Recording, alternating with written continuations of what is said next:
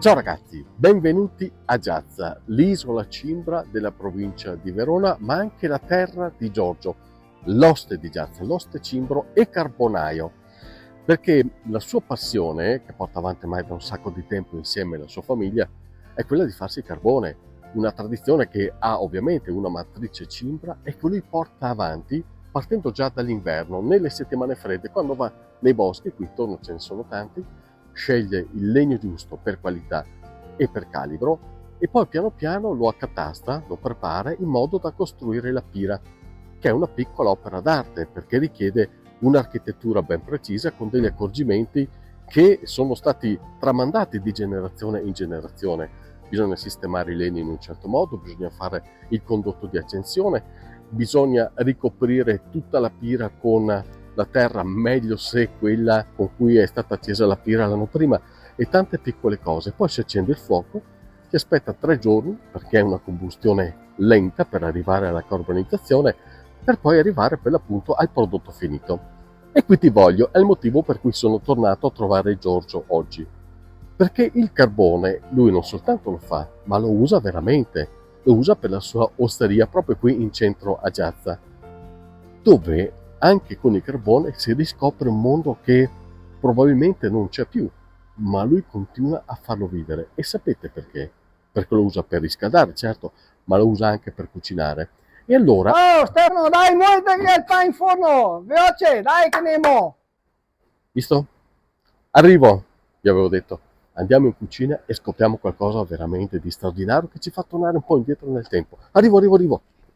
Ma vuoi dirmi che questo è il forno? Sì, adesso te fu vedere Eh, come faceva sti anni, perché allora quando non gara mia le stue, prima delle stue, gara o il forno a legna o gara i camini, che certo. proprio. Allora, gara, devi avere escogità, perché se ti te pensi, ti te adesso mettiamo lì il pane, Eh, che mi tutta mattina che ho fatto il fuoco qua in cima. col Infatti, carbone. senti che caldo, madonna. Porca miseria, sì, Oggi, sì, oggi senti. te scotta.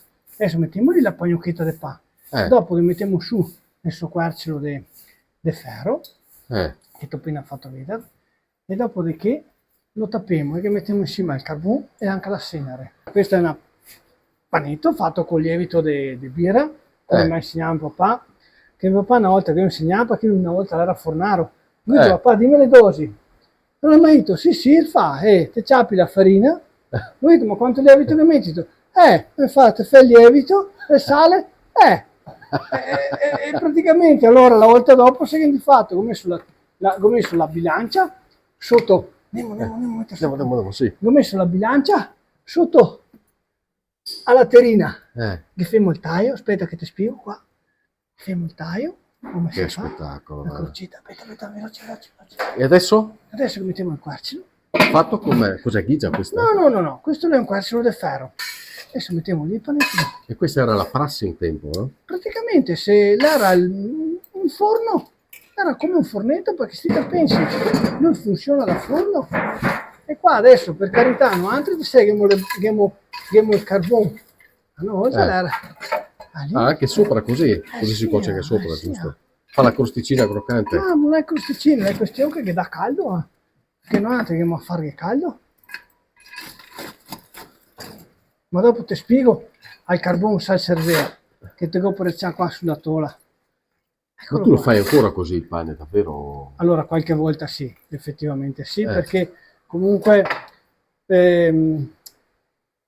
considero che non dobbiamo mia dimenticare le radici, non dobbiamo mia dimenticare da dove arriviamo. Noi altri arriviamo dal mondo contadino, dal mondo questo che lei.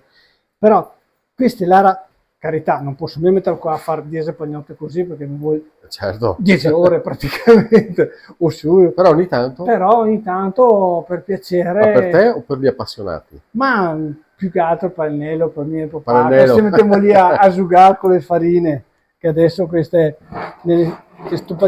panetto qua mi usa un po' di farina bianca, un po' di farina integrale, certo, e un po' e basta, il lievito e basta. Giorgio, scusa, ma hai un museo qui? No, questi oggetti, diciamo così, antichi, ma era quelli della vita di tutti i giorni di una volta. Allora che i vari scaldini, che qua dipende da scaldaletto, che dipende da zone a zone. Certo, quindi veniva messo il carbone qua dentro. Veniva messo il carbone qua dentro, questo per dirti, e mi ha messo nei suoi e lo passava avanti in drio. Invece questo e questo era qui che ne si rento con la monega. Ah, capito? È il famoso preo. È il preo, esatto, dipende dalla zona. Dopo questo era un ferro da stiro, adesso purtroppo è bello rosinotto questo qua. Però se ti guardi che ti capiva tanti, ne era di qui che era da ferro pieno. Certo. Allora lo metteva sulle stue, ma qui è venuto dopo. Qui prima che metteva dentro il carbone, perché il carbone sagalo differenza che viene dopo qua. Il carbone è la brasa che non fuma mia e che non dà mia odore ai miei. Invece questo è un fornelletto. Questo è un gioiellino, guarda, adesso te lo puoi vedere anche come funziona. Vedo. Quindi era in cucina, presumo. Esatto, guarda. Ma pensa. E quello che adesso stupisce, una volta era la regola. Bravissimo, vedo. Vedi. Oddio, aspetta che non mi ha messo su questo. Vediamo che adesso sono moscotarne. No, dai. E qui sopra cosa si metteva? E guarda che metti la padellina. Vedo capito. Se guardi che su per tenerla alta. Sì, supportini qua sotto. Questo era uno scaldavivante praticamente. Proprio un fornelletto? Un fornelletto. E facciamo un ovetto. Facciamo un ovetto. Cosa un ovetto? Dai.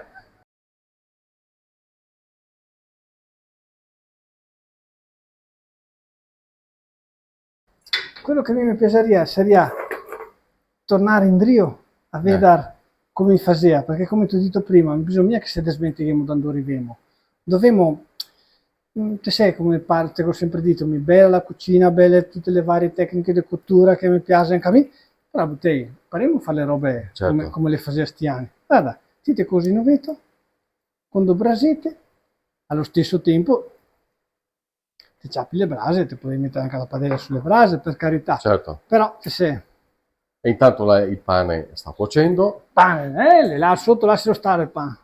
Adesso ti ho messo un pizzichetto di sale, ma poco perché te sai che sennò. E dopo ho pensato che diamo anche un po' piacere, ecco che si è rotto. No, è perché dopo la padellina di ferro, vedo fina. Perché insomma bisogna anche adattarsi a quel che era una volta che aveva mia lanterna finché certo, queste robette certo, qua. Certo. Beh, però allora, il risultato mi pare buono, sì, per carità. Adesso visto che ti si sta bravo, ti metto anche signore. Sì, dai. Che ti tira su un attimo la costa, se no. Dalle mie parti si dice la pettorina. Ecco, dai. La pettorina, che bello.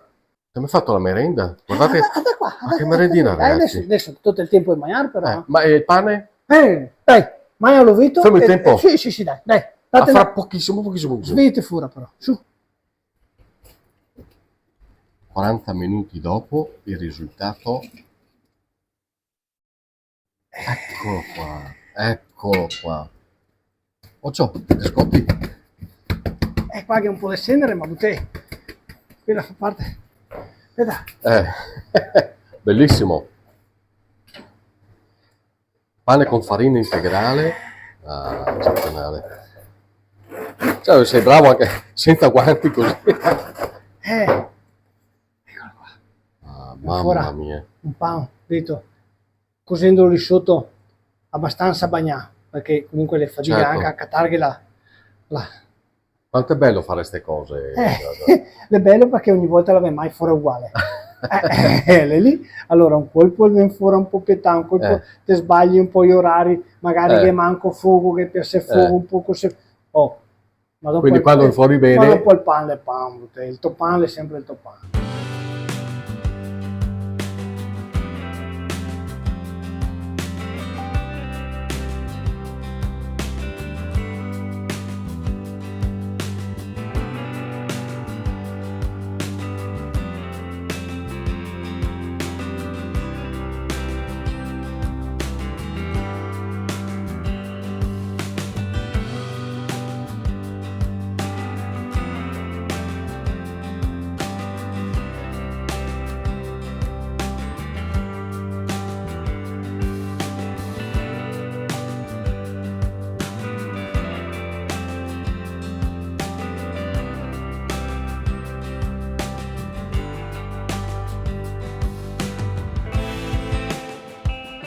Il bello del carbone è la qualità della brasa. Allora, vediamo se dopo il catto te le fa vedere. La brasa di legna, perché te vedi mica sempre un legnetto, sì, perché il legnetto certo. gli dà movimento e il fa tiraggio del camino. Ok. Ma quello fa niente. La brasa del carbone è bello su, che la si consuma fino alla fine restando accesa. Invece la brasa di legna si fa, la si smorsa e la fa il carboncino e non si consuma mia, pertanto la si fa la vampa, sì, però non è mia costante, non è mia dura come quella del carbone. Invece una brace che dura per te vuol dire tanto? Adesso mi le lascio lì, con queste brase qua, mi le coso, mi vuole 20 minuti, 25 minuti e le tengo un po' girare, un po' mosse, dopo mettere un gussetto di olio, dopo lì che l'esperienza tramandata al nero, perché sembra facile fare le robe, ma fateci sempre sotto l'occhio vigile del nero, che mi fa piacere, intendiamo se. E come si dice, il carbone che dà proprio, dopo la qualità del carbone, qual è dipende dalla qualità della legna. Certo. Più buona la legna, più buono sarà il carbone. Su questo è come brusante la stua. E tu in questo senso hai molta esperienza.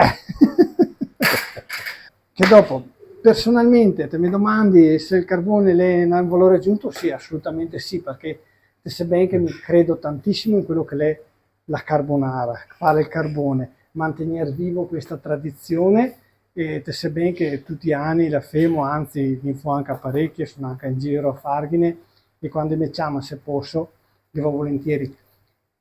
Però diciamo che è un qualcosa di mio, certo. della mia famiglia, ormai è diventato qualcosa di me, cioè mi dici che la carbonara mi parto e Ecco Stefano, sto pronto, ghineto fame, ghineto abbastanza di fame o no? Sono che la vela messa di venua. Ma mica lo sempre. Tu hai messo un gusto di olio, prissico di sale, un ciuffettino di prezzemolo. Niente limone, niente limone, mi raccomando. La trozza. Ma la voto? La mai tutto buono? La maiarianca. Dai, stavolta, dai. Però, sento cosa? La maiarianca con la forchetta, sinceramente. Adesso dalla forchetta ti darei anche un bottino di vino, perché sennò che non ti resta qua. Te lo sai che ti vuoi la riscala, lo so. Ciao ragazzi, grazie Giorgio Boschi, l'oste di Giazza, carbonaio e cuoco eccellente. Un testimone della cultura di questa terra, grazie davvero. Grazie mille Stefano. Piron.